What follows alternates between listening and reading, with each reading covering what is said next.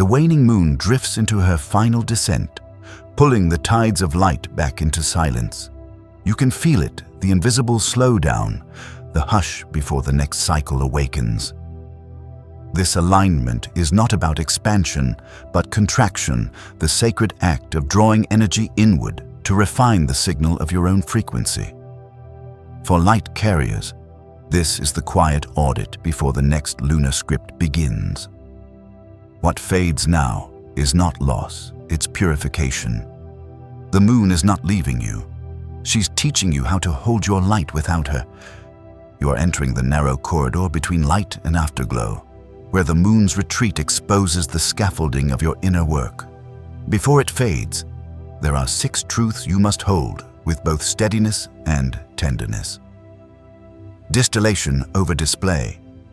The urge to prove, post, or perform is a residue of the bright peak. In the waning field, anything shown prematurely bleeds charge. Let your insight simmer. Keep the lid on the cauldron so the essence concentrates. When the next cycle arrives, a single drop will carry more power than a flood of half-formed sparks. Stillness is a method, not a mood. Silence here is not passive. It is an active instrument of alignment. Sit inside the quiet like a tuning fork and you will feel micro-corrections along your breath, spine, and thought patterns. If movement happens, let it be minimal and exact. 1 true step replaces 10 compensations. 3. Emotional flatness is a calibration window. If your feelings feel muted, do not force intensity just to feel alive. The system is lowering the gain to remove distortion. In this neutral bandwidth, subtler data surfaces, flickers of intuition, remembered promises, a precise no, an unshakable yes. Treat neutrality as a clean laboratory, not as failure. 4 old narratives return to be signed off, not relived. Memories arise like drafts sliding across your desk. Your job is review and release. Stamp them complete. Not because you deny their impact, but because their instructional value has been harvested. Reanimating them now would steal voltage from the build that follows. 5 boundaries must become frequency-based. Waning light reveals leaky agreements. Instead of defending yourself with explanations, measure by resonance. Does this conversation, plan, or partnership harmonize with your inner tone at rest? If not, you are permitted to exit without apology. The best boundary is a field that no longer conducts misaligned current. Prepare a clear vessel. The next script requires space. Clean your altars. Yes, but more importantly, clean the small hinges of life, your schedule margins, your sleep threshold, your first 10 minutes after waking. These are the ports where new codes arrive. Guard them like sacred airlocks. As you hold these truths, watch how the world reflects your adjustment. People may talk louder around you as the lunar volume lowers. That is not a cue to raise your voice, only to refine your hearing. Opportunities may slow or even pause. The pause is not punishment, but precision, ensuring the right door lines up with the exact contour of your vow. If rest calls, honor it before your body demands it. Exhaustion in this phase is less about depletion and more about the nervous system refusing to power obsolete circuits. You are not diminished because the light thins. You are being taught to generate from center instead of borrowing from the sky. The moon's lesson is devotion to interior gravity. What fades is excess, and what remains is signal. Stand inside that signal, quiet, lucid, undecorated, and you will feel the subtle click of alignment that tells you the next arc is already on approach, and you are ready to receive it without noise. Noise dissolves the way foam disappears when the sea goes still. The outer world keeps moving, but something inside you stops interpreting it as instruction. What used to be commands, notifications, opinions. The next shiny doorway arrive now as distant weather you can observe without entering. In the thinning hush, a subtler register becomes audible, the faint, steady hum of your own light. It is not dramatic. It is not trying to convince you. It simply continues, like a star that has no interest in being seen and yet refuses to go out. At first, the quiet feels wrong, like a room missing furniture. You might try to refill it with talk, tasks, or the performance of purpose. Notice the impulse to decorate the silence. It is the last reflex of a self trained to be real only when reflected. Let the mirrors turn to smoke. Let the smoke clear. Beneath the habit of chasing, beneath the performance of brightness, a baseline tone emerges low, mineral, unwavering. If you press your attention to it the way you would press an ear to a door, you'll discover it's been there the entire time. Your nervous system begins to recognize this hum as home. Breath, previously a vehicle for urgency, becomes a metronome for gentleness. Inhale, and the field gathers. Exhale, and the static releases its claim. You are not erasing the world. You are removing the world's capacity to impersonate your center. Thought slows to syllables. Emotion flattens into listening. In the mirror, silence. Even memory stops shouting and waits its turn. Listen longer. The hum is not vague. It carries information. It tells you which rooms empty you, which names still borrow your voltage, which rituals were scaffolds and which are sinew. It names the difference between commitment and attachment, between service and display. The more you listen, the more your body organizes around the pitch. Shoulders settle, jaw unlocks. The eyes soften from hunting to witnessing. You realize how much of your drive was a response to the noise, not a movement from essence. The world will test this piece. Someone will knock with an emergency wrapped in performance. A feed will flash the illusion of falling behind. Old identities will pass by, jangling their keys. Do not slam the door, and do not open it. Let the sound pass through as wind through reeds. The hum is not threatened by wind. In its presence, urgency either reveals true need or evaporates into theatrics. You act only when action rings in the same pitch as the quiet. Sometimes the hum brightens into a narrow beam guidance precise enough to be unarguable. It will say, not this. It will say this, but later. It will say rest now, and the next step will arrive whole. The mind will want a map. The silence offers a compass. You learn to trust the needle more than the commentary. Here, mirrors become honest. Not glossy surfaces reflecting your face, but clear water reflecting your frequency. You see how you entered rooms to be named, how you chased echoes hoping they'd answer back. The answer is under the noise, and now you can hear it a single tone, patient as stone, soft as dusk, strong enough to carry you through the fade without dimming. Hold the pitch. Let the rest peel away. In the mirror, silence. You are no longer the performer of light. You are its witness, its keeper, its source. Reality doesn't collapse. It exhales. The edges stop shouting, and the floor stops pretending to be a stage. What looked like cracks are simply seams loosening after months of pressure. The way stitched fabric yields so your chest can finally take a full breath. In this calm, nothing heroic happens. The cinematic thunder never arrives. Instead, the air widens. The room learns how to hold you without asking for a performance. Your emotions flatten into still lines, not dead, not numb, but quiet rails awaiting a new signal. The drama withdraws, and with it, the addiction to feeling constantly moved. You begin to understand that movement is not the same as alignment. The nervous system enters a low tide. Sensations that once spiked now spread, thin as watercolor across a page. This diffusion is not avoidance. It is redistribution. The body reallocates voltage from reactivity to receptivity. You notice small mercies, the way your shoulders sit lower without instruction, how your tongue rests at the roof of your mouth as if remembering a forgotten syllable, how your eyes no longer grasp but receive. In the fracture calm, reactions lose their case. Without the courtroom of adrenaline, every story becomes a simple file that can be archived or revised. The mind wants to call this boredom. It is not.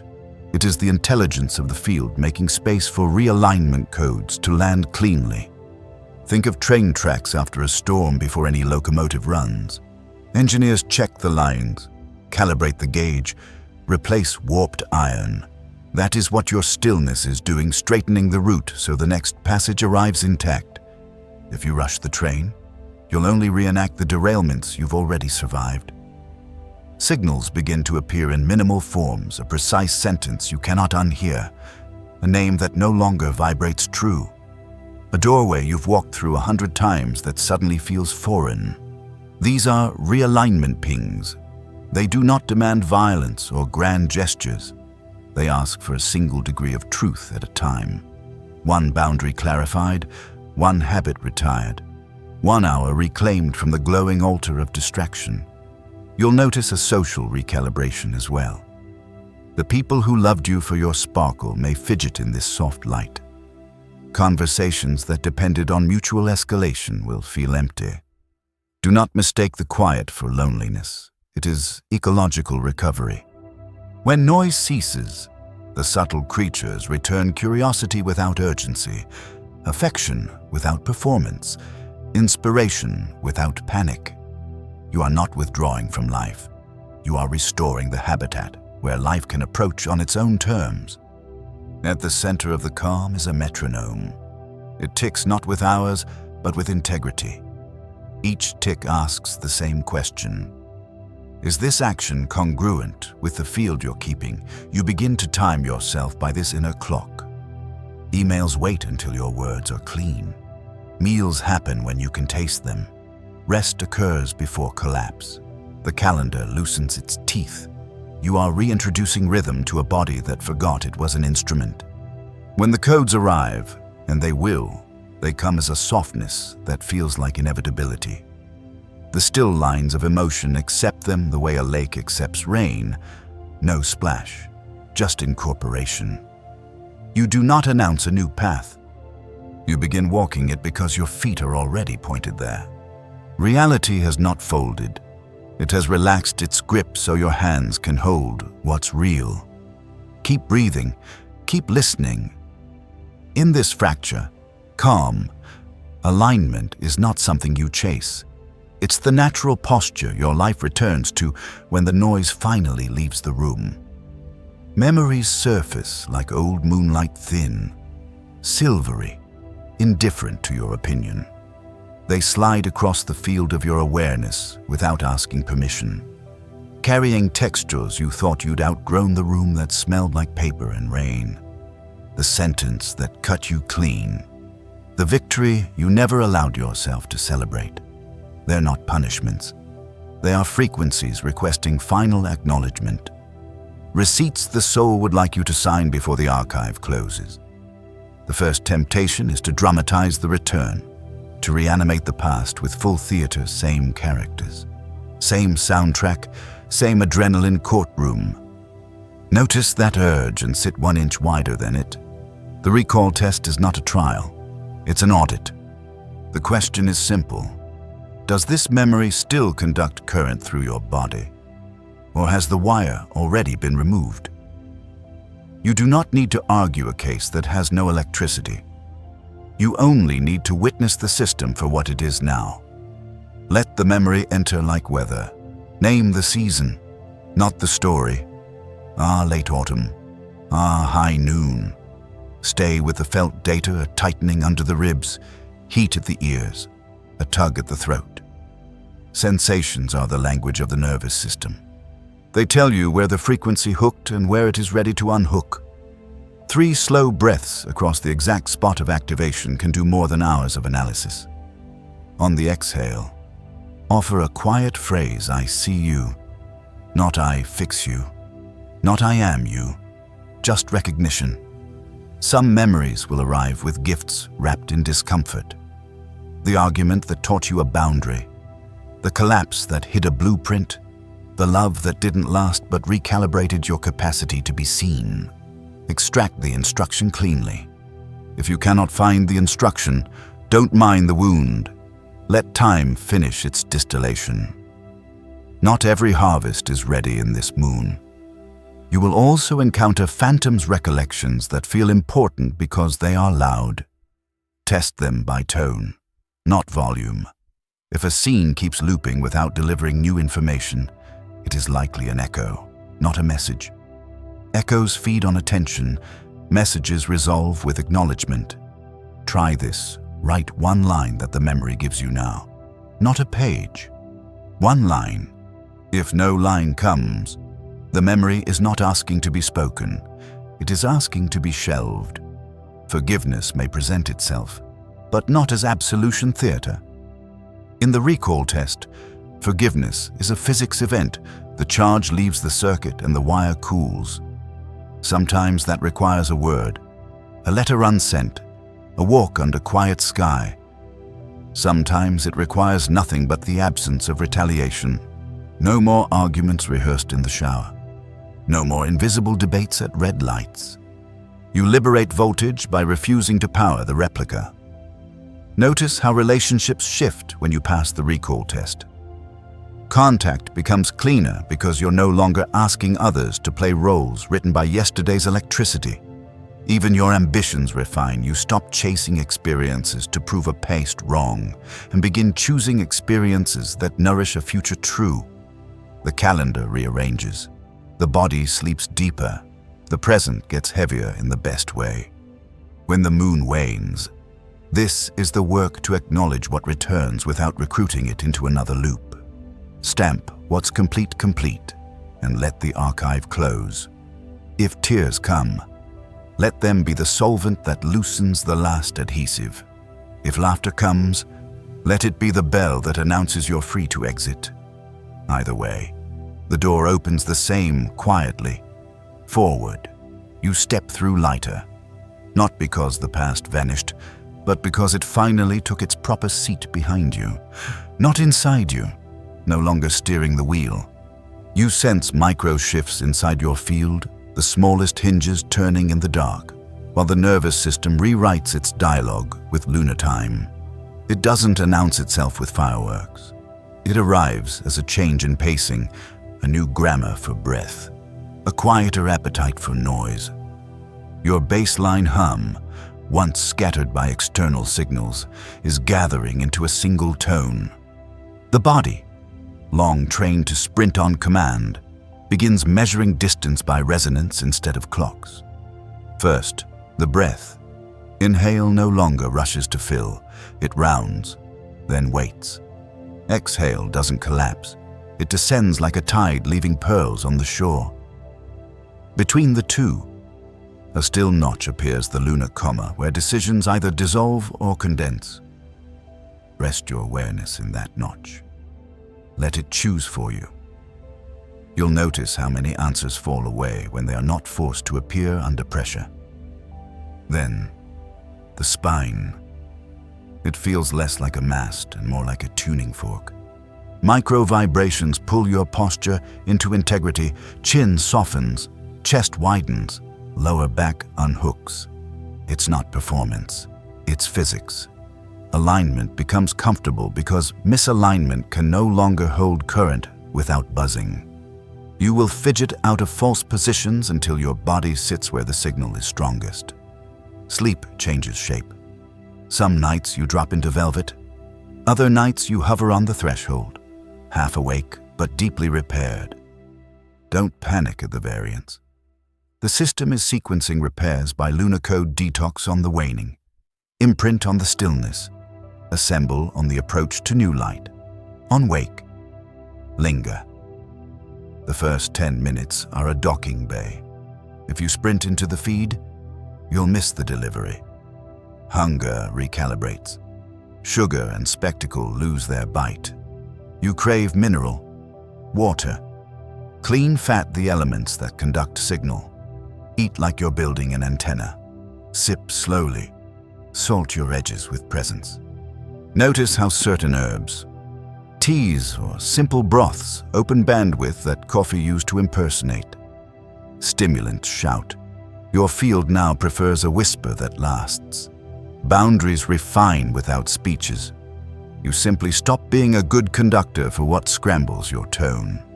People may notice you are less available. What they're feeling is the absence of your leakage. You can love without broadcasting. You can help without hemorrhaging. The recalibration teaches you to be hospitable to truth and inhospitable to distortion. Sound becomes a tool. You hum under your breath not to soothe, but to tune.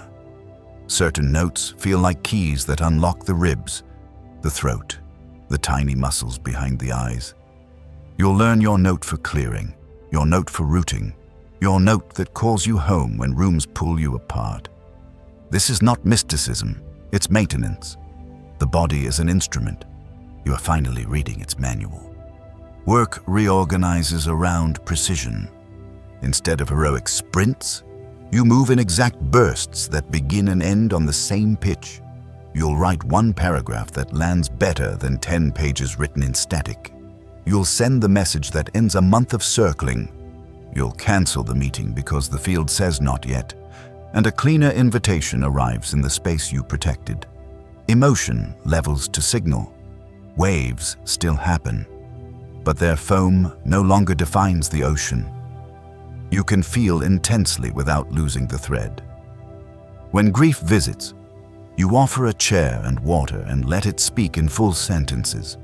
When joy arrives, you let it ring without bargaining for its stay. Both report to the same center now. This is core recalibration, not becoming new, but becoming exact. The moon withdraws her training wheels and leaves you with balance that originates from within. Keep the pitch, keep the pace. The next code will recognize you by the clarity of your field. The world dims just enough for you to see what glowed falsely. Advertised radiance loses its lacquer. Borrowed halos slip off like costumes at dawn. Under this softened sky, truth stops competing, it simply remains. The light that stays is not external anymore. It rises from the quiet furnace you tended when the noise left the room, a warmth that doesn't need witnesses to be real. At this threshold, perception sharpens the way eyes adjust in a cathedral slowly. Then, all at once, you start recognizing the difference between shine and source. Shine depends on angles and applause. Source hums whether or not anyone claps. You remember how often you mistook reflection for origin, how you chased glitter because it promised shortcuts to belonging. Now the dimness offers a perfect mercy with less glare. You can finally read your own contours. False lights reveal themselves by demand. They insist on speed, spectacle, certainty. They panic if you pause, because pause is their solvent. Let everything that requires urgency to exist pass you by. If it cannot survive a breath, it cannot shepherd your life. You are learning to test offers by darkness. Step into the shade with them and see what remains. Real commitments glow from within the shadow. Replicas fade like chalk in rain. The body knows this test before the mind agrees. A conversation that once dazzled now makes your skin buzz with static. A task that looked important feels weightless when held to your chest. An image you used to worship becomes a flat window dressing.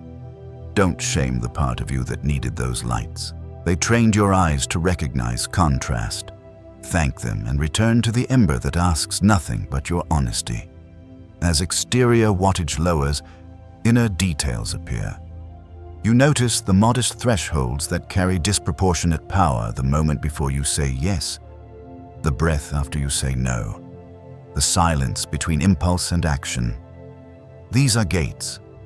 Guard them like vows. The waning field favors decisions that fit like well-made doors, no slamming, no sticking, just a click that tells you the seal is clean. Relationships reformat. Some bonds step closer because your interior lamp allows a gentler seeing. Others drift without drama, as if both of you are held by currents wiser than your plans. When people ask where your spark went, smile. It didn't go anywhere. It stopped leaking. You are done paying for belonging with lumens you need for the road ahead. Work grows quieter and more consequential. You write fewer words and mean all of them. You build smaller things that hold longer. You replace announcements with alignment, presence with polish, staying power with seduction. The threshold trains you to choose substance over signal, the kind of light that feeds, not feasts. Stand here a little longer. Let your eyes complete their adjustment. Let your choices inherit the dim's discernment. When you step forward, do it as one who carries a lantern inside the ribcage steady, sufficient, uninterested in spectacle. The world may keep shouting for neon, but you have learned the grammar of dusk. You can travel far in low light when the source is within. And when the night deepens, you will not fear it. You will recognize it as the canvas that makes your true illumination unmistakable. At the edge of the fade, something new ignites, not a flare, but a pulse from within, light remembered, not borrowed. It arrives without spectacle, the way dawn first touches the knuckles of mountains before anyone calls it morning. You do not chase it, you do not coax it. It rises because you made room, because you honored the waning, because you allowed the quiet to complete its work. The pulse is modest and incorruptible. It doesn't ask for applause or proof. It keeps time with your breath and with something older than breath, the ancestral drum under your ribs that once beat in your mother's dark and in the dark before hers. As it steadies, the outline of your next life comes into relief, not a brand new self, but a truthful one, free of the static you used to mistake for signal. You notice how decisions feel different now. Instead of bargaining with yourself, you experience a gentle inevitability. The step that used to require courage simply occurs, like a leaf falling when its tether dissolves. The relationship that needed constant negotiation shifts into ease or slips away without courtroom rhetoric. The work you feared would be too small reveals itself as precise and luminous, built to hold what matters for a very long time. This return is not the glamorous climax. It is the rightful inheritance. In earlier cycles, you outsourced radiance moonlight as loan, spotlight as currency. Now you are solvent. You can afford to be quiet because quiet no longer equals absence. You can afford to be slow because slowness keeps the integrity of your signal. You can say less because each syllable carries the entire choir of your alignment. Grief and joy both come to bless the threshold. Grief places a palm on your chest to acknowledge what could not cross. Joy twines its fingers with yours to greet what did. Neither overwhelms. Each kneels to the same interior flame. You learn a new hospitality to host feeling without letting it rent the house, to welcome visitors while keeping the deed. The environment responds to your steadiness. Serendipities arrive not as fireworks, but as fit doors that open on the first try. Conversations that land on their own feet. Timing that behaves. You begin to trust the choreography of unseen hands, not because you abdicate agency, but because agency is now threaded with listening. You are no longer performing for the world. You are conversing with it. Practice becomes devotion, stripped of costume. The small hinges carry the temple water before words.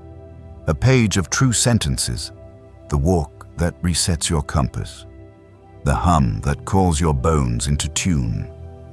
You bless the ordinary, because the ordinary now conducts miracle-grade voltage. No ritual is required, yet everything is sacrament, and so the return completes itself. The moon does what she always promised, teaches you to keep your light when hers recedes. You stand at the seam between endings and beginnings and realize the seam is you, the living stitch that binds cycles into continuity. From here, you do not need predicts or trumpets. You need only the pulse steady, exact, sufficient. Step forward, not brighter, truer. Carry what stayed. Release what echoed. Let the world meet you as a source, not a reflection. When night gathers again, as it will, you won't panic or grasp. You'll smile at the familiar hush and feel the pulse answer back, I remain. And from that remaining, a future walks toward you that already recognizes your light by its name.